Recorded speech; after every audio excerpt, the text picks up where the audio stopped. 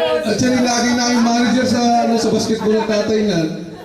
O, si Gary daw magsasabi ng plus ni Michi noon. Sino? Si Gary magsasabi. Si Gary? Hindi ko alam yun ha. Sino yan? Alam ko si Hil lang yan eh. Gumugulo. Grade 5 yun tayo, grade 6. Grade 4. Si Ubing. Hindi kasi sutay talaga. Bigyan mo lang, Mike. Bigyan mo, Mike. Si Biglo. Para ano po yan sa isip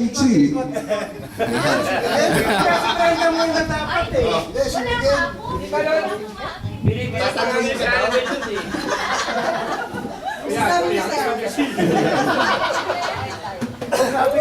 Hoy, nabato ka ng chok eh. O kaya nga.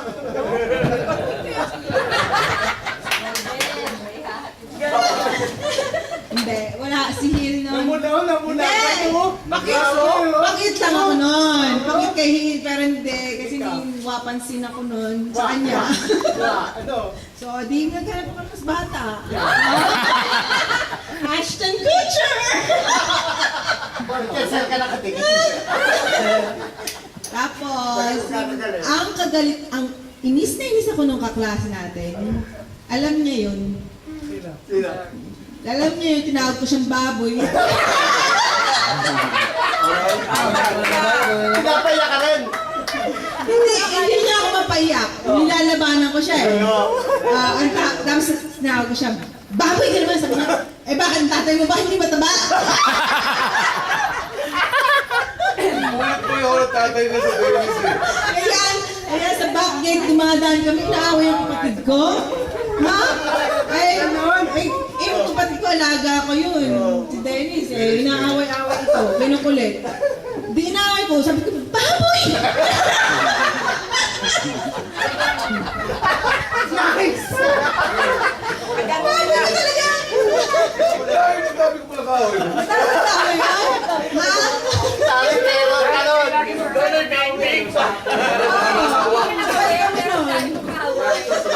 Hindi nga alam, mapansin sa kanyang mga kaaway niya.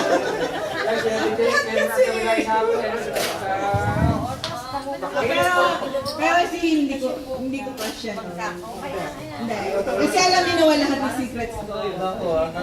BFF ko si Noel eh. Tsaka meron pa mas maganda. Kung hindi pwede yung bata, dito sa matanda. Pero mo nalaman yun. Alam mo yun. Ay, pinapagod. Diba? Ikaw talaga. Kinakalimutan mo.